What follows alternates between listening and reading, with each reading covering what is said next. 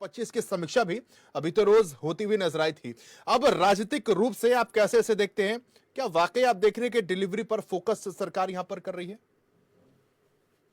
ऐसा शाहबाज जी, जी सर। मेरा ये मानना है, सरकार पॉलिटिकल जो भी लीडरशिप है, उनकी कोशिशों पर ब्यूरोक्रेसी पलीता लगा रही है, उसको नीचे तक धरातल तक नहीं पहुंच रहा। हम्म। और इसके पीछे जो कारण है, इसके पीछे जो कारण है, जैसा कि आज की कैबिनेट की बैठक को हम अगर लें, आज की कैबिनेट की जो बैठक थी, हम्म। संकल्प पत्र का जो वादा था, सभी महिलाओं को 2100 रुपए देने का वादा था। हम्म।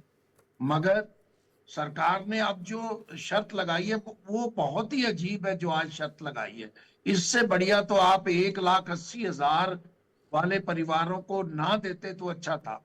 मान लिया कोई गरीब माँ का बेटा 80% से मार्क नहीं ले पाता, नंबर नहीं ले पाता, तो उसका क्या दोष है? सभी को आप देखो, ये 2100 रुपए आपने महिलाओं को देना था, उनके बेटों को नहीं देना था।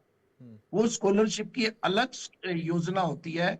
जो गरीब का बच्चा, एससी का बच्चा जो जाता है, अच्छे नंबर लेता है, उसको आप स्कॉलरशिप दे दो, एक्स्ट्रा दे दो। लेकिन 2100 रुपए के पीछे जो शर्त लगाई है वो बहुत अजीब है। दो तीन बातें जो सरकार नहीं कर पाई। 1,27,000 पक्की नौकरी करने की घोषणा की गई थी, उसमें जो कौशल विकास योजना के तहत जो कर रहे थे, लेकिन उनको सरकार नहीं पक्का कर पाई। 1 वर्ष बीत जाने के बावजूद, और उसमें भी शर्त लगाई गई थी, जो 15 अगस्त 2025 को जो 5 वर्ष पूरा कर लेंगे। अब मान लिया जो 15 सितंबर को करेगा, उसको क्या करोगे? अल्टीमेटली आपने जो शर्तें लगाई हैं, ठीक है, आप कंटिन्यू करो भी। जो 5 वर्ष जब भी पूरा करेगा उसको पक्का कर देंगे, लेकिन जो 5 वर्ष पूरा कर लिए थे उनको भी पक्का नहीं किया है। सरकार को अपने वादे देखो, भारतीय जनता पार्टी की जो सत्ता है 11 वर्ष पुरानी सत्ता है, उनको सोच समझ के ही उन्होंने वादे किए होंगे 2024 में। अगर आप उस समय 51 लाख बीपीएल परिवार थे, जिसमें से कोई 11 लाख बता रहा है, कोई 13 लाख बता रहा है, विधानसभा में बताया गया 11 लाख परिवारों को काटा गया है। अगर आपने 11 लाख को काट दिया है तो 40 लाख गरीब परिवार थे, हैं इस समय बीपीएल परिवार। लेकिन महिलाएं मिली केवल 5,27,000, या अब 6 लाख पे आंकड़ा हो गया होगा, तो वो पूरी तरह इंप्लीमेंट नहीं हो पाई है। कुछ काम सरकार ने कोशिश करने की कोशिश की है। नौकरियां भी अभी 2 लाख खाली हैं। सरकार की मंशा ठीक हो सकती है, ऑनलाइन रजिस्ट्रियां की गई हैं, कुछ काम ऑनलाइन पोर्टल के किए गए हैं, लेकिन ऑनलाइन रजिस्ट्री होने के बावजूद धरातल पे नहीं हो रही रजिस्ट्रियां। सरकार को उनकी तरफ संज्ञान लेना होगा।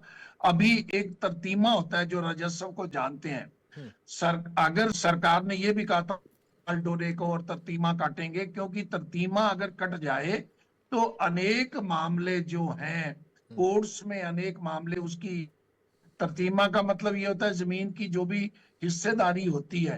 कुछ कॉलोनियां जो लोगों ने काटी हैं, उनकी गलियां अभी भी उनके नाम से बोलती हैं, वो तरतीब में नहीं काटे गए, जिस कारण अनेक जो मामले हैं, हजारों मामले प्रदेश में वो कोर्ट्स में पार्टीशन के चल रहे हैं, कब्जे के चल रहे हैं। कुछ जो अवैध कॉलोनी काटने वाले होते हैं, 20 एकड़ की कॉलोनी में 4-5 ठीक सर। एकड़ तरतीमे के तहत गलियों में जाती है, वो उनको भी बेच जाते हैं। ओके। 1,000 प्लाट की जगह 1,200 प्लाट बेच जाते हैं, और वो चले जाते हैं, और लोग लड़ते रहते हैं। ये आज से बात नहीं है, ये जब से देश आजाद हुआ है तब से ये सरकार को करना चाहिए। इसके अलावा धरातल पे स्मार्ट सिटी परियोजना थी और चीजें थी, वो पूरी तरह सफल नहीं हो पाई। अभी खेल मैदान की जब रोहतक वाला कांड हुआ, तो मुख्यमंत्री जी ने कहा एक कमेटी दी गई है, और वो कमेटी हर मैदान को देखेगी, लेकिन वो भी नहीं देखे गए। अब कुछ बजट जारी किया है, सरकार को धरातल पे इन चीजों को ठीक करना चाहिए। खेल चलिए, मैदान धरातल पर बहुत है, क्या लेकिन कुछ चुनौतियां हैं, ये भाटिया साहब ने बहुत अच्छे तरीके से गहनता से बताया। राजवीर जी 10 सेकंड दूंगा, फाइनल कमेंट आपका, जल्दी सर। पक्की नौकरियों का जिक्र उन्होंने किया, खेलों को लेकर उन्होंने बात करी, जल्दी sir. Sir, Bharatiya Janata party की सरकार लगातार